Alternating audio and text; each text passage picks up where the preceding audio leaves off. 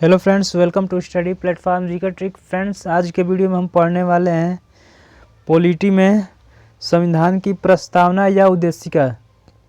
दोस्तों, सबसे पहले हम जान लेते हैं कि संविधान की प्रस्तावना या उद्देशिका क्या होती है। तो चलिए इन्हें जानते हैं। संविधान के मूल आदर्शों एवं उद्देश्यों का संक्षिप्त वर्णन उद्देशिका या प्रस्तावना कहलाती है। दोस्तों, अब हम जान लेते हैं इससे संबंधित कुछ महत्वपूर्ण पॉइंट। पहला पॉइंट है, प्रस्तावना को संविधान की कुंजी कहा जाता है। दूसरा पॉइंट, शुरू में कहा गया था कि प्रस्तावना को न्यायालय में परिवर्तित नहीं किया जा सकता है, लेकिन केशवानंद भारतीयवाद मामले में सर्वोच्च न्यायालय ने प्रस्तावना को संविधान का अभिन्न अंग माना तथा संविधान के अन्य उपबंधों की भांति ही संशोधन किया जा सकता है। तीसरा पॉइंट, 42वें संविधान संशोधन 1976 द्वारा प्रस्तावना में समाजवादी, पंथ निरपेक्ष तथा अखंडता शब्द जोड़े गए हैं। दोस्तों, अब हम आते हैं अपने टॉपिक पर, जो कि आपको काफ़ी बोरिंग लगेगा, फिर भी मैं इम्पॉर्टेंट होने के नाते इसको भी मैं बता देता हूँ। तो चलिए शुरू करते हैं। प्रस्तावना।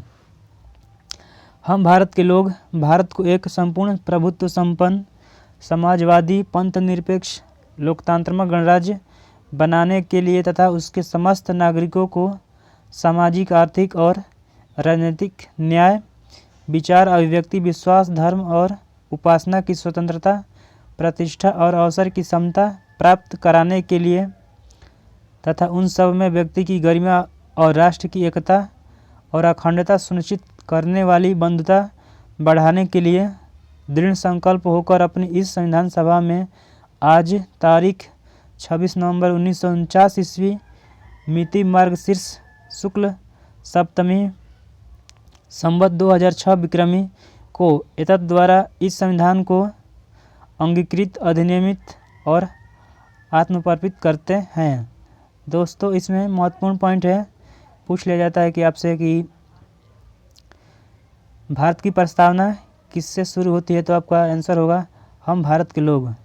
और इसमें एक क्रम ही पूछा जाता है, जो कि क्रम है संपूर्ण प्रभुत्व संपन्न, समाजवादी, पंथ निरपेक्ष, लोकतांत्रिक गणराज्य।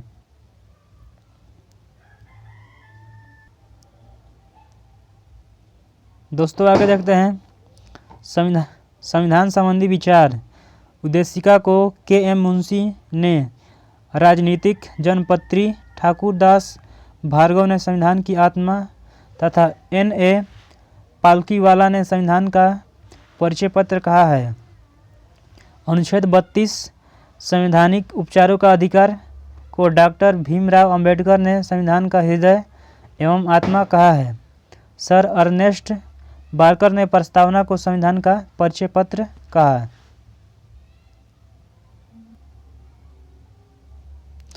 अब दोस्तों, हम देख लेते हैं इससे संबंधित कुछ महत्वपूर्ण प्रश्न।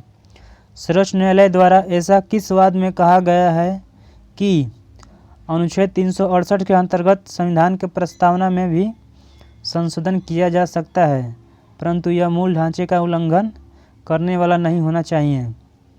तो केशवानंद भारतीयवाद 1973। अगला प्रश्न देखते हैं। भारत में लौकिक सार्वभौमिकता है क्योंकि संविधान की प्रस्तावना प्रारंभ होती है हम भारत के लोग शब्दों से। अगला प्रश्न देखते हैं। किस संशोधन के द्वारा भारतीय संविधान की उद्देशिका में संशोधन किया गया था, तो आंसर होगा 42वें संविधान संशोधन के द्वारा। अगला प्रश्न देखते हैं। समाजवादी, अखंडता तथा पंथ निरपेक्ष शब्द संविधान की प्रस्तावना में किस संशोधन के द्वारा सम्मिलित किए गए थे, तो आंसर होगा 42वें संशोधन द्वारा। अगला प्रश्न देखते हैं। उद्देशिका को राजनीतिक जनपत्री की संज्ञा किसने प्रदान की है, तो आंसर होगा के.एम. मुंशी ने। अगला प्रश्न देखते हैं। प्रस्तावना संविधान का अंग नहीं है। उच्चतम न्यायालय ने यह मत किस वाद में व्यक्त किया था? तो आंसर होगा बेरुबारी बनाम संघ मामले में वर्ष 1960। दोस्तों, इस टॉपिक से आपसे मैं कुछ प्रश्न पूछने वाला हूं और ऑप्शन भी बताऊंगा। पहले आप उसको मन में सोचिएगा कौन सा आंसर सही होगा, तब जाकर मैं उसको आंसर बताऊंगा। तो चलिए देखते हैं। निम्नलिखित में से वे दो शब्द कौन से हैं जिनका समावेश 42वें संशोधन द्वारा संविधान की उद्देशिका में किया गया था? पहला ऑप्शन है धर्मनिरपेक्ष लोकतांत्रिक, प्रभुत्व संपन्न लोकतांत्रिक, समाजवादी पंथ धर्मनिरपेक्ष, धर्मनिरपेक्ष गणतंत्र। इसका सही आंसर होगा समाजवादी धर्मनिरपेक्ष। अगला प्रश्न, निम्नलिखित में से कौन सा शब्द भारत के संविधान की उद्देशिका में नहीं है? पहला ऑप्शन है समाजवादी, दूसरा ऑप्शन है पंथ निरपेक्ष, तीसरा ऑप्शन है प्रभुत्व संपन्न, चौथा ऑप्शन है लोक कल्याण। तो आपका आंसर होगा लोक कल्याण। अगला प्रश्न देखते हैं। भारतीय संविधान की प्रस्तावना में लिखित हम भारत के लोग से क्या अर्थ निकलता है? ऑप्शन है भारतीय गणराज्य की प्रभुसत्ता जनता में निहित है, संविधान का निर्माण भारत की जनता द्वारा हुआ है, संविधान निर्माता भारत की जनता का प्रतिनिधित्व करते हैं, भारत का संविधान भारत की जनता के सहमति पर आधारित है।